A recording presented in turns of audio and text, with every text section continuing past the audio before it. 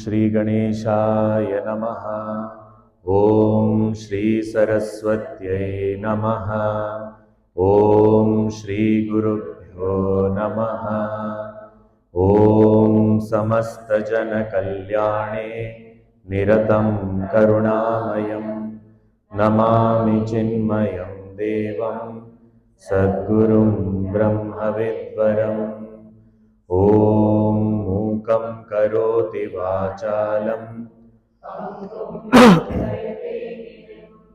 Yakripatamaham Vande Paramanandamadhavam. Om Parthaya Pratibodhitam Bhagavata Narayanena Swayam Vyasena Grathita Purana Munina Madhye Mahabharatam Advaitamritavarshini Bhagavati Ashtadashadhyayini Amba Tvam Anusandadhami Bhagavad Gita Bhavatveshini.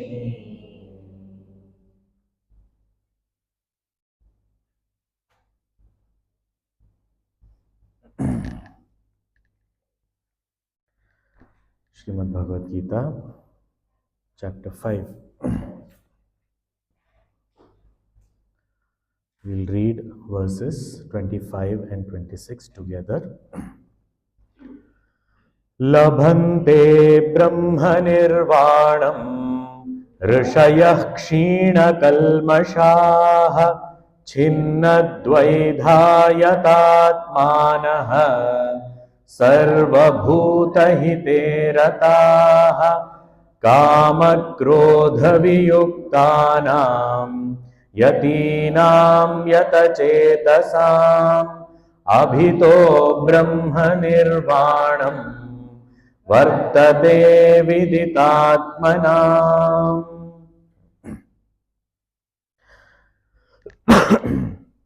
In these last two verses that we have seen, Bhagavan said, who attains that ultimate liberation, or in the language of this chapter, who is or who can be a karma sannyasi. So all these different attributes, Rishayaha means the one who has clear thinking, Viveka Buddhi, Kshina Kalmashaha, as one over attachments, he's got Vairagya, Chinnadvaidaha, there is no doubt, as in he has reflected upon the scriptures very well. Yatatmanaha, all the senses, etc. are under control. And Sarvabhuta Hite Rataha, and their life is dedicated to the well-being of all. They are free from Kama Krodha, free from desire and anger. They are constantly striving, Yati. They are putting in effort constantly. And Yatachetasa, mind is also under control. For such people, and Viditatmanam, the one who has known their own self, so attained the knowledge. So having the fourfold these two verses, if we combine together, having the fourfold qualifications, that is sadhana chatushtaya, viveka vairagya, samadhi sampatti mumukshutvam, go to the guru, gain knowledge, that is the knowledge of the self, and then live a life that is for the well-being, dedicated to the well-being of all. Such a person, for them, first Bhagavan said they will get nirvanam, moksha, and then next he said for them moksha is always there. Means they don't get it, not that at one point they were bound and then they become liberated, but they realize that they were never bound. They were always liberated. So, abhito brahma nirvanam vartate viditatmanam. Now, how to gain this purity of mind, clarity of knowledge, okay, purity of mind through karma yoga, clarity of knowledge through Jnana Yoga, what he said, karma and yoga and Sankhya, which he said in the beginning, or karma yoga, karma sannyasa. These are different words used. So, okay, I will gain purity of mind through karma yoga, clarity of knowledge through Jnana Yoga, but still, I am not able to experience that. I am not able to abide in that knowledge. I still feel I am this body only. Doubts may not be there. I may have reflected, I may have discussed, I may have independently thought about it. All that may have been done. Maybe I can even teach others. But I am not feeling, I am not living as the self. I still live as the body only. What to do? That means this we have to do something for the abidance, nishtha. So, what is required in this on the spiritual path? Clarity of mind. Purity of mind, karma yoga. Clarity of thought, jnana yoga, and then abidance. How to do that? What is the way? It is said that is what is meditation for. Nididhyāsanam, practice of meditation. That is what it is. Abidance in that knowledge, abidance in the self. Okay, how to do that? So now the basic principle of this practice of meditation and what one needs to attain through this has been spelled out in the next 3 verses, which are the last 3 verses of this chapter. Actually speaking, this chapter is completed with the 26th verse. So last 3 chapters are what? They are introduction to the next chapter. Because that is a next milestone on the path to liberation.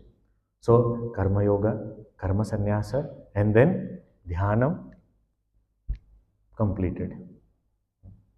So this next 2 verses are talking about what are the different preparations one needs to make and how this practice of meditation is possible. So here we'll read verses 27 and 28. Sparshan kritva bahirbahyaan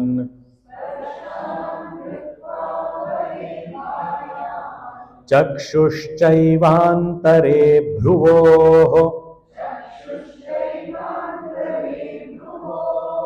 प्राणापानौ समौ कृत्वा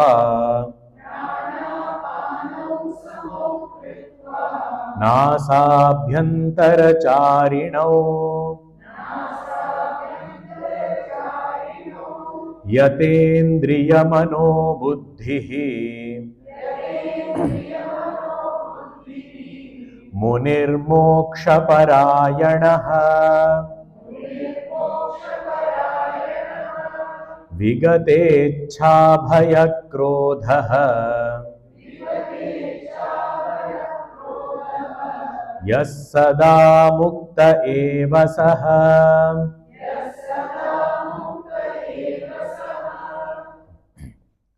So now in these preparations also, Bhagavan is saying for dhyana yoga, for this path of meditation, what kind of external preparations are required and what are the inner adjustments that need to be made. This is going to be elaborated in the next chapter. 47 verses are there. But now, in 2 verses, Bhagavan is trying to say, this is what is the art that we need to learn from Bhagavan. So he is saying, this is what is coming next, Arjun. When is it? Next month we will come. Whenever it is. So sparshan kritva bahir bahyan. Bahyan sparshan bahir kritva. Whatever the experiences arising out of the contact of senses and their objects, sparsha, where does this contact happen? I open my eyes, I run to that object and I contact that object. So wherever the senses and the object come in contact, sparsha, where is it? Bahyan. It is not internal. Bahya sparsha. But the mind which is associated with it, it is said very technically in Vedanta, it is explained that whenever there is such a sense and the object contact happens, it is without the mind, no such contact is possible. There is no cognition at all. Someone is sleeping, we open their eyes, they are not going to see us. So we can do because they won't know who opened. So, but if the mind is with it, then, so what does the mind do? The mind goes out through the window of the sense and takes the shape of the object. That is how it is said. So if I am perceiving something with my senses, what is happening is the mind through that sense is gone out to the object and taken the shape of the object. Shape in the sense we are talking of forms, but also all other perceptions. It takes as though the shape of that object. That's where the contact happens. Bahya. Bahyan sparshan bahihi kritva. Leaving those contacts outside where they are means not letting them in. So here very clearly Bhagavan is saying it is not, the approach is not I will not see anything, I will not hear anything, I will not feel anything. Now latest fourth one is come, which is 3 in 1. Not see, not hear, not say. We don't know that? 3 in 1, same one. It has a mobile in the hand. So it is not seeing anything, not hearing anything, not saying anything. All three put in one.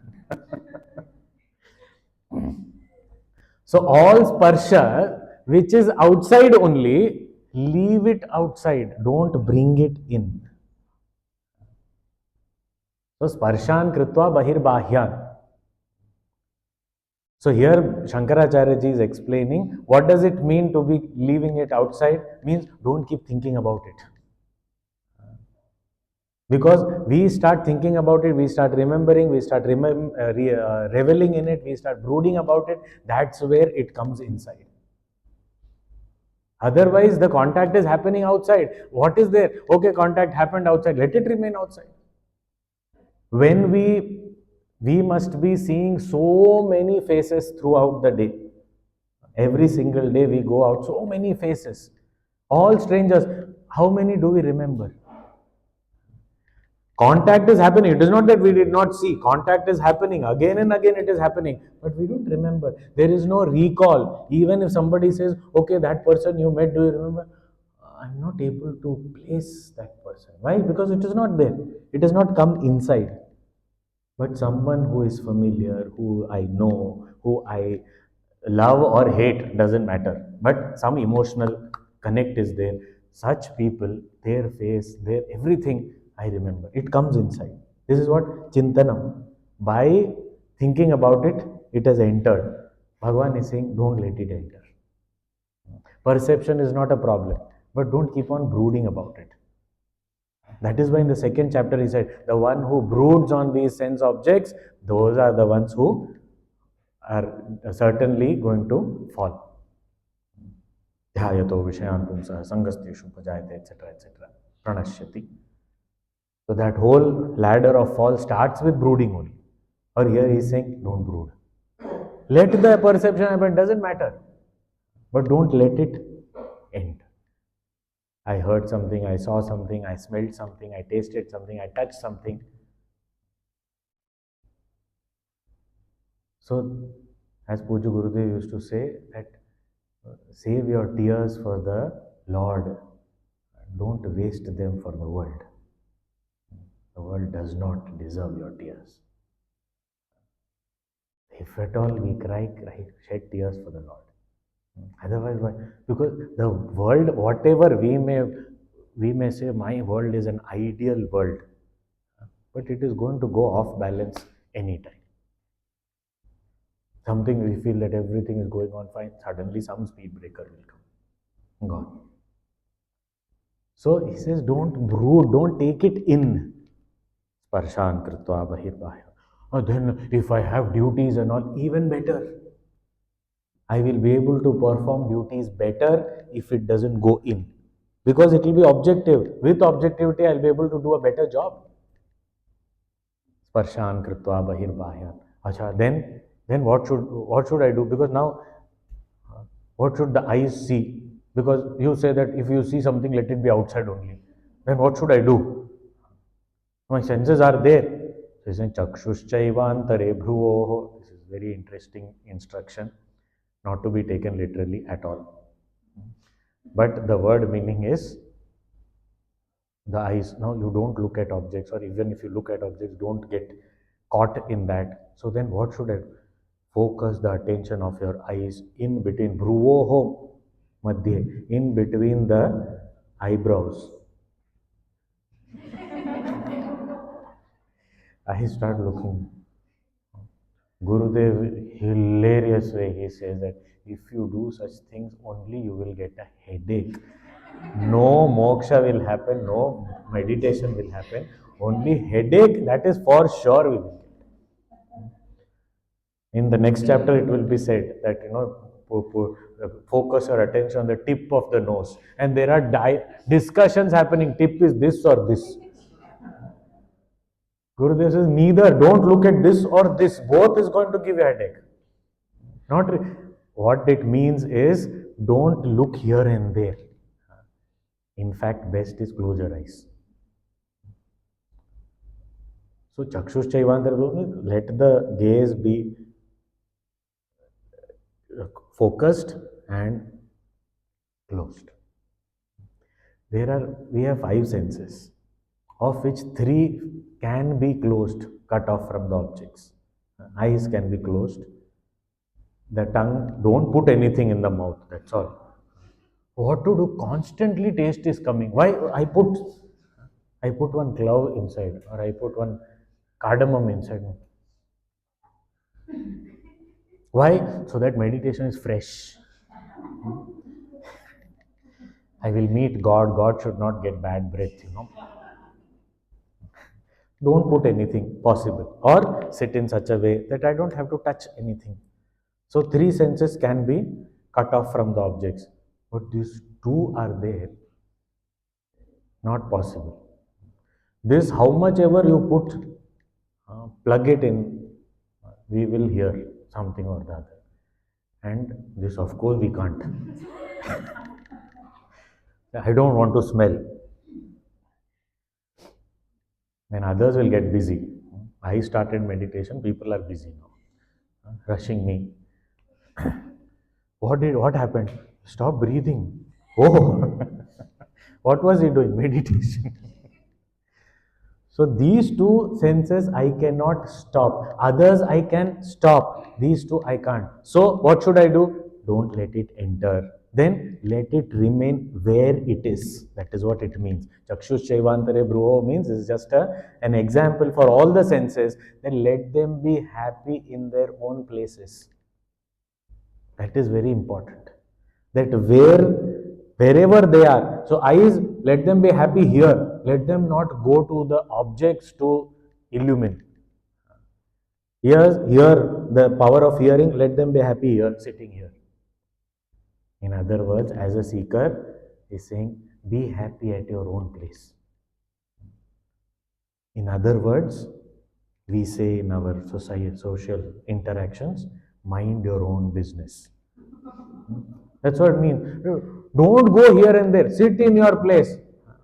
We tell teacher tells students, no? All of you sit in your place. Sit in your place. That is what we have to tell all our 5 students.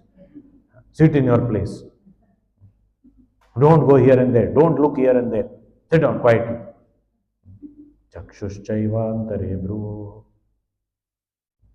Then pranapano samo kritva. Breathing. Breathing, Bhagavan has given this not just because we are alive because of that, not just that. Breathing is such a beautiful tool that we have got in this whole body, mind, intellect complex. that this breathing is both gross, in the sense I can regulate it, I can feel it, I can, at the same time it is subtle. I can't see what's happening. It is connected both to the body as well as the mind, as though like a bridge. So this breathing, if I can regulate, or Bhagavan Raman Maharshi says, not even necessary to regulate, just observe. That is also enough. If I can regulate this breath, pranapano samau kritva, sama means let it remain natural. If we have to do any pranayama, it has to be properly learned and done. There are some pranayamas like Anulom, Vilom, etc. Breathe in from one nostril, breathe out from the other, then breathe in from that, and then breathe out from that.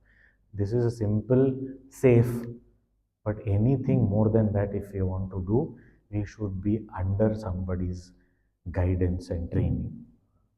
Because people have got various problems because of overdoing such kind of pranayamas also. So we have to be very mindful of that. But anyway, little bit we do doesn't matter. And like us, if we do once in a blue moon, absolutely no problem. So that is not going to create any problem for us. But nasabhyantaracharino pranapano, the breath in, inhalation, prana, and breath out, apana, which is moving in the nostrils, nasabhyantaracharino, then samau kritva, making it balanced.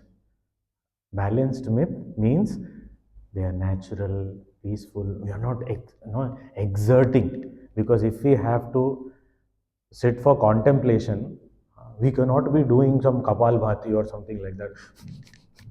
What are you doing? Meditation. On what? 1, 2, 3, 4, 5, 6, 7, 8. It won't happen. So, samao kritva, saman. All these things preparatory before that we can do, but now external adjustments. So through the senses, the breath, all these things, little bit of regulate, control, okay. Then this is external. Then internal climatic condition, as Puja Gurudev used to say. What kind of internal climatic condition is required? Yatendriya mano buddhi. Indriya, mana, buddhi. Indriya, senses, mana, mind, buddhi, intellect. Yata. Yata means under control. Under control does not mean it is not used. Under control means it is used when required and it is withdrawn when not required. At will, if I can use and withdraw, that is called yata. So if I don't need it, withdraw. Yatendriya manobuddhi. So indriyas, to be able to pull back the indriyas, the mind has to cooperate. And for the mind to remain quiet, the buddhi has to help. So all three go together. So how the buddhi will help? The buddhi will help by gaining this knowledge and say, okay, scriptures have guided in this way, so you should not go out. Mind, keep quiet. There is another direction to take. Now don't go there. Okay. So the buddhi is educating the mind. And the mind says, even if the windows are open, I am not going to go out. And when the mind is not going out through the windows, after some time the windows close. Not required. Anyway, mind is not going only. Then, how is it possible? It is possible. Like, often Guruji gives this example that the way we are untouched when we are in the satsang, open but unaffected. So all senses are open, employed, but untouched by it. Cross ventilation, 100% going on. Like that, we should be in the world outside. No, no, we don't do like that. Guruji didn't say about us. We are all class apart. Many people, other people, those who are not here, those people. Yatendriya manobuddhi. Munihi. Such a person, he has to muni. Muni means, two meanings can be there. Muni is mauni. Means unnecessarily doesn't keep talking. So the person who is conserving his energy, muni. Also, that conserved energy, where is it directed? In mananam. Munihi means the one who is clear with his knowledge, understanding. Muni. So a person who is reflective, contemplative in nature. Muni. And moksha parayanaha, a person who has no other goal than moksha. Parayanam. Ayana means goal. Parayanam, greatest goal, and that is moksha. I don't want anything else but liberation. That kind of mumukshuta. Munihi moksha parayanaha. Vigate ichha bhaya krodha. Ichha, bhaya, krodha. These three are now have left him. Vigata, gone away from him. Ichha, desire. Desire actually is the main thing. And why is desire there? Because of ignorance. Ignorance of my infinite nature makes me feel I am finite. Because I am finite, I feel incomplete. Because I am incomplete, I feel something will make me complete. And that something will make me complete. I want that. Desire came. So, because of ignorance, there is desire. If there is desire, then desire has, kama has many younger siblings. He is the eldest child. He is a child of ignorance. Avidya is the mother. First child is desire. And after that, there are many younger siblings.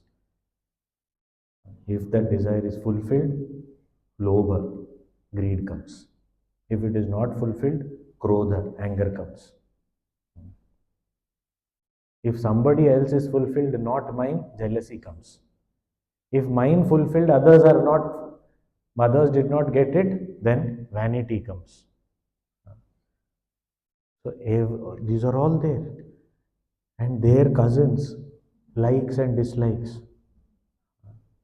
And when all these are there, next generation is called action, called papa and punya.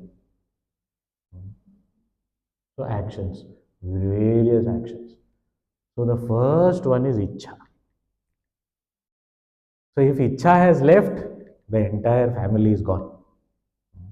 But still that grandmother will remain. That will go only with vidya, knowledge. But this kama, ichha, vigata ichha. This ichha only, the as much intensity of this ichha, so much intensity of the next one is bhaya. And so much intensity of krodha. It is the same thing. These are only names have changed. The same emotion is expressed this way. Ichha means what? I have a desire. I want this.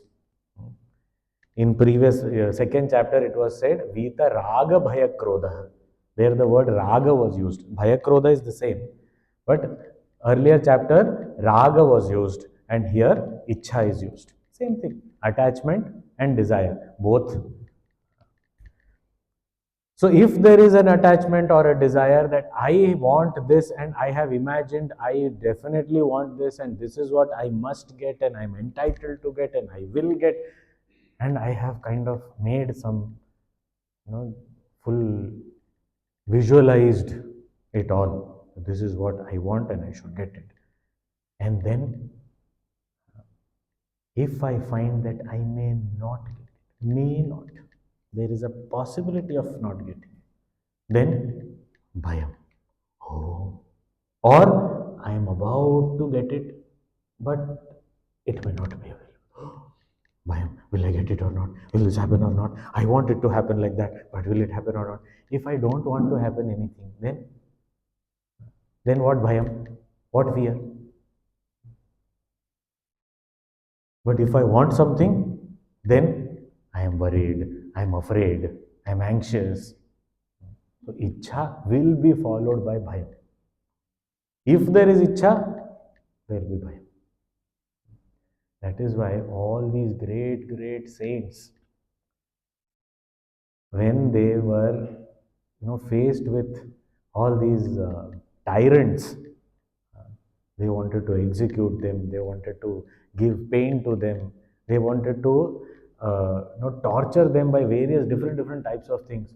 These people fearlessly were sitting there, and that fearlessness instilled fear in these tyrants. They said, "Why are you not afraid?" Because I don't want anything from you. Are you not afraid you will be killed now? Said, you can't kill me. You may kill this body, but I know I am not this body. Why should I be afraid? You can't take away what is mine, and what you can take away was never mine.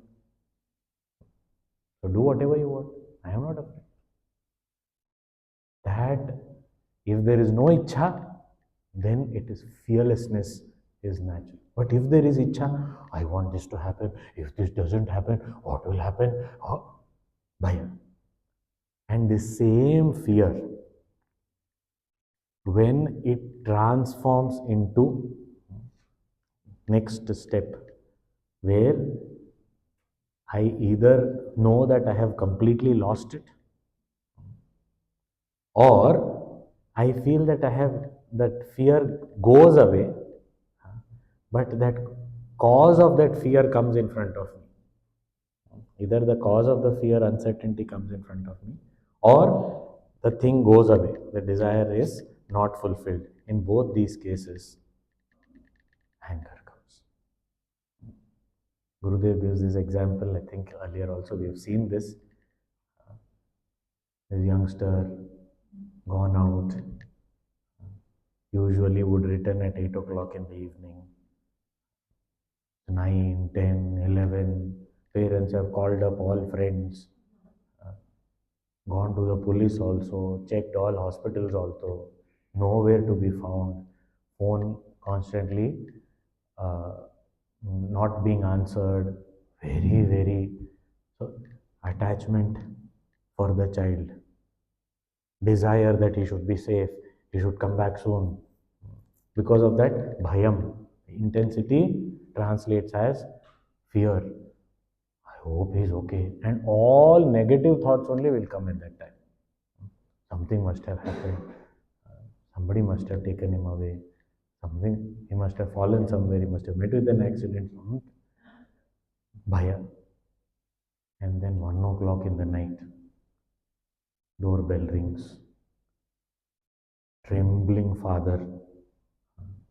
Mother is not even ready to go to open the door. Father goes, don't know what we can expect. Opens. And this boy with 2 earphones. Hi, Dad.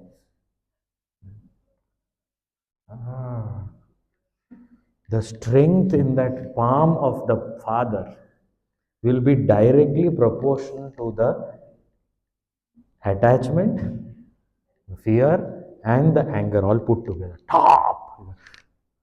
What happened? You are asking, what happened? 1 o'clock. No.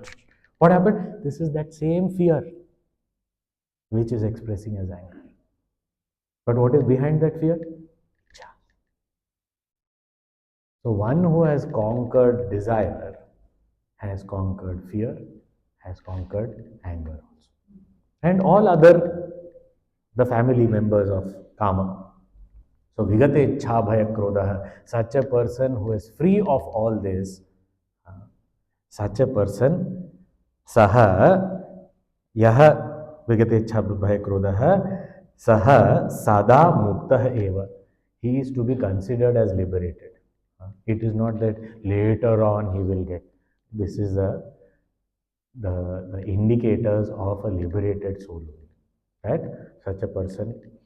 So internally free from all these uh, attachment, desire, etc., and also free from any indisciplined activity of the body, the senses, mind, or intellect. Keep having all this under control and having only this liberation as the ultimate goal.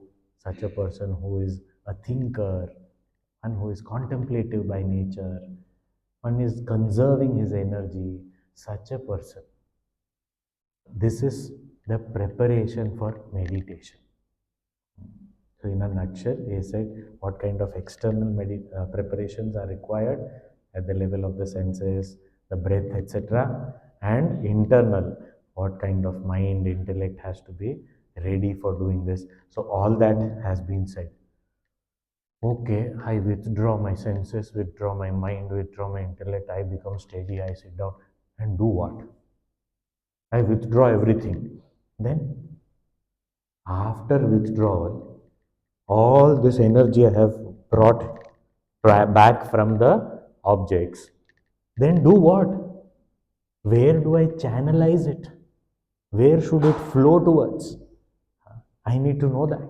So the last verse, Bhagavan is saying, this conserved, collected energy has to be channelized towards what? Bhoktaram yajna tapasam सर्वलोकमहेश्वरम् सुहृदं सर्वभूतानां ज्ञात्वा मां शान्तिमृच्छति.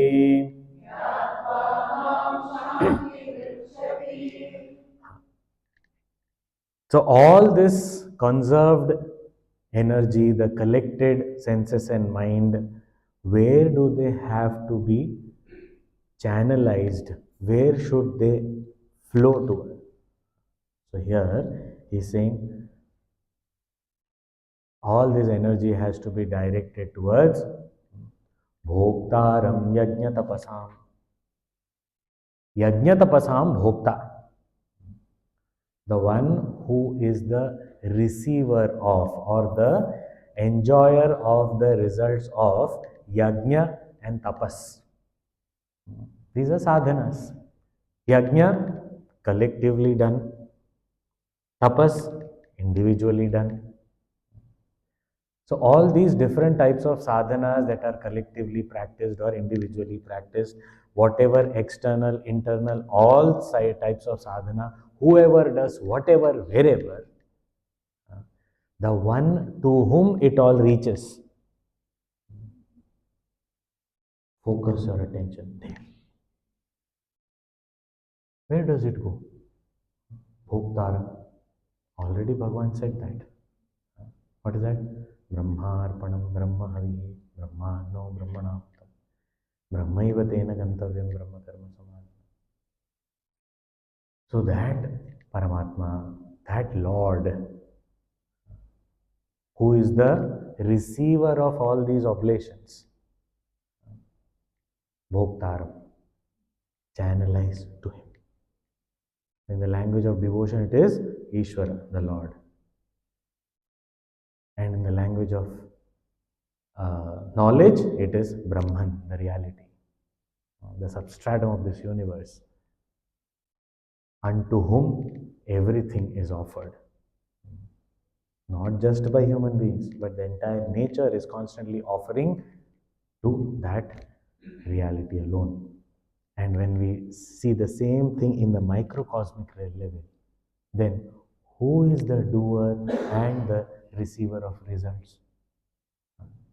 Who is the one who is enabling this action to happen and the receiving also to happen? It is only the touch of consciousness that is making this doing and experiencing possible. So to that consciousness, to that self, all our energies have to go. Because even if we say Jiva performs all these yajna, tapas, etc., and the results, where will it go? It will go to that Jiva only. But what is the real identity of that Jiva? That. Go to that. That is where our energies have to go. Bhoktaram yajna tapasam. And who is he? Sarvaloka Maheshwaram. He is the great Lord of the whole universe. So in the form of Bhakti, Sarvaloka Maheshwaram means the Lord, Ishvara, the Lord of the universe. And in the Adhyatmika level, as spiritually viewing the same, well, how do we understand Sarvaloka Maheshwaram? Loka means experience. Sarvaloka, all types of experience. Waking, dream, deep sleep, inner, outer, all sorts of experience. Sarvaloka Maheshwaram. Who is the one who is behind all these experiences? Who is illumining all these experiences? Who is making these experiences possible? Who is he? Sarvaloka Maheshwaram. That self. Channelize all your energy towards that. Bhoktaram Yajna Tapasam. Sarvaloka Maheshwaram. And Suhridam Sarva Bhutana. Beautiful. Suhridam. Suhrida is translated as friend. It is not friend, is not complete translation. Hrida means heart. Suhrida is a good-hearted person. Means a well-wisher. Suhrida, yes, it can be translated as friend. But more than friend, it is a well-wisher. A good-hearted person. Suhrida. Who is he? Suhridam Sarvabhutanam, of all beings, the friend of all beings, the well-wisher of all beings. Who is that? Again, in the language of Bhakti, the Lord of the universe, who is the well-wisher of everyone. He is the father and mother of creation. Suhridam Sarvabhutanam. He is our well-wisher, therefore, sometimes he may not be our wish fulfiller, but he is our well-wisher. We have to recognize that. Because he may not fulfill my wishes, but he wants me to be happy forever. So, Suhridam Sarvabhutanam. And from the Adhyatmic standpoint, who is a friend who is there with all the beings all the time? It is that self only who has been there all the time. We saw the story of Avijñāta. Suhridam Sarvabhutanam.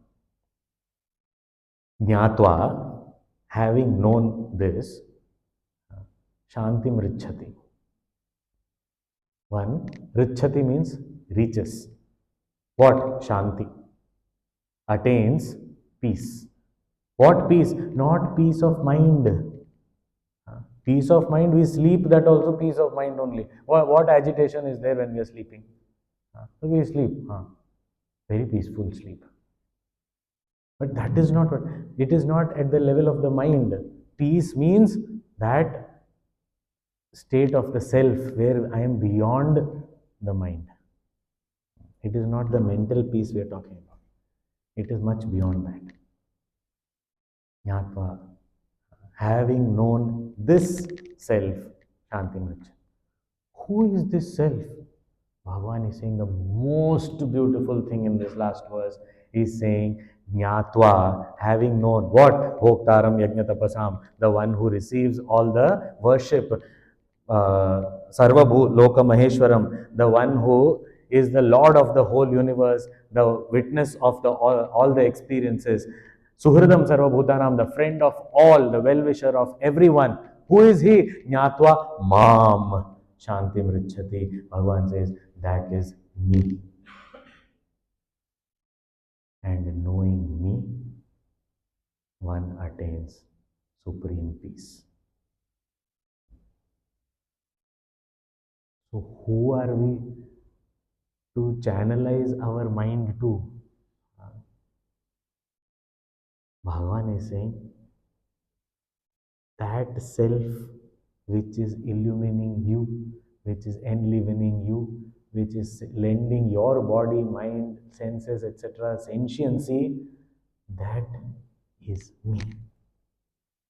So here Bhagavan is saying, Arjun, you and I are one. And knowing that, there is supreme peace. So all this collecting our senses and mind from the world which is scattered in different directions, bringing it all together and channelizing to the self. Why? Saying Nyatva, having known this, experiencing this, then there is only peace. For that supreme peace, I need to do all this.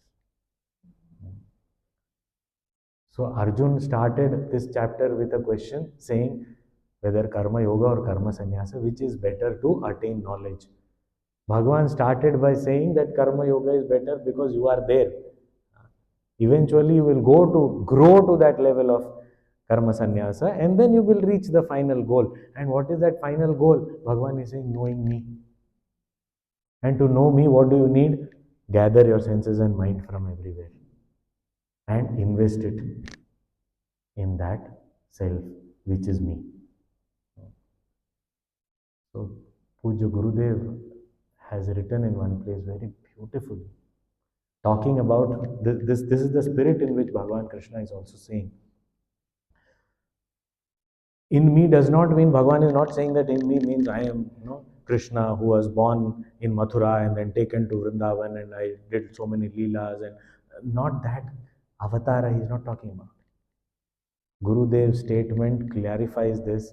He says, the real Guru is the self of the Guru.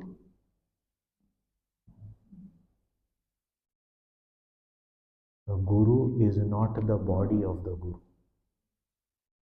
Guru is the self of the Guru.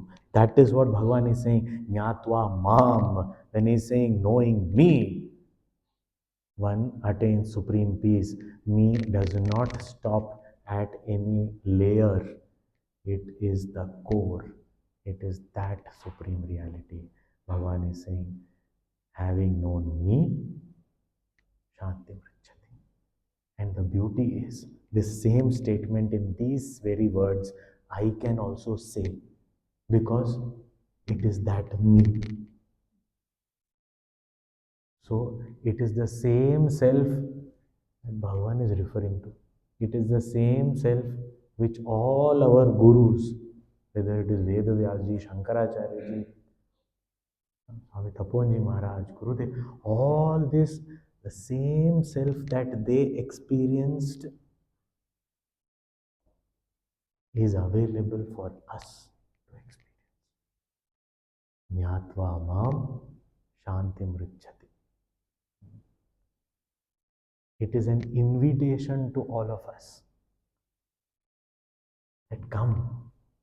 Bhagavan is saying, come meet me. He says, Bhagavan is in my heart. In my heart means what? He is the very self. And Bhagavan is saying, come meet me. And he is still waiting. I don't know when we will go.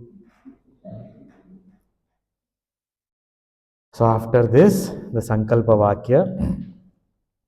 Om Tat Sat Iti Srimad Bhagavad Gitasu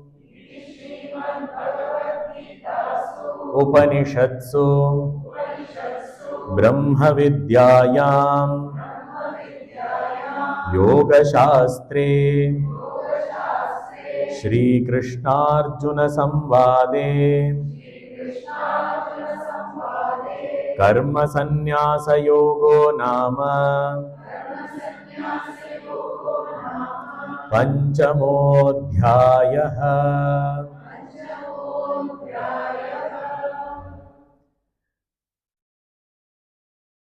invoking the grace of the Lord by uttering these three most auspicious syllables Om Tat Sat. This Sankalpa Vakya declares that iti, in this way, Panchamodhyaya, this fifth chapter, comes to an end. Which fifth chapter? Where is this? Srimad Bhagavad Gita. In the Bhagavad Gita, which is nothing but Upanishatsu, the essence of Upanishad. Where Brahma Vidyayam, the knowledge of Brahman has been imparted. Not just that, also practical means to walk this path has been given, guidance is given, Yoga Shastre, which is presented in the most beautiful and easily understandable form of a dialogue, Sri Krishna Arjuna Samvada dialogue. And what is the name of this fifth chapter? Karma Sannyasa Yoga. Karma Sannyasa Yogo Nama Panchamodhyaya. Now, if we ask why this is called Karma Sannyasa Yoga, I don't know what to say. Anyway, so now, as per our parampara, with gratitude, we bow down to the entire Guru Parampara, Puja Gurudev, who has brought this knowledge to us. And as he has taught, this is only one time we have gone through. We have to keep reflecting upon it, keep studying, and let it also go through us. We have gone through once, but it also has to go within. So for that, symbolically, we restart the study by chanting the first verse. We all can chant together the first verse of the fifth chapter. Om Shri Paramatmane Namaha.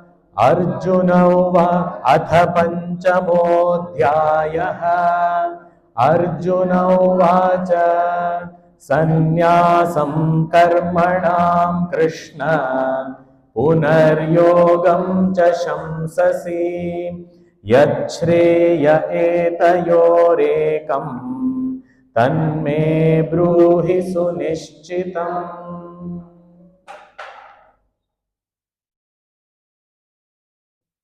कायेन वाचा मनसेन्द्रियैर्वा बुद्ध्यात्मना वा प्रकृते स्वभावात् करोमि यद्यत् सकलं परस्मै नारायणायेति समर्पयामि. नारायणायेति समर्पयामि. ॐ पूर्णमदः पूर्णमिदं पूर्णात् पूर्णमुदच्यते पूर्णस्य पूर्णमादाय पूर्णमेवावशिष्यते. ॐ शान्तिः शान्तिः शान्तिः. हरिः ॐ श्रीगुरुभ्यो नमः. हरिः ॐ.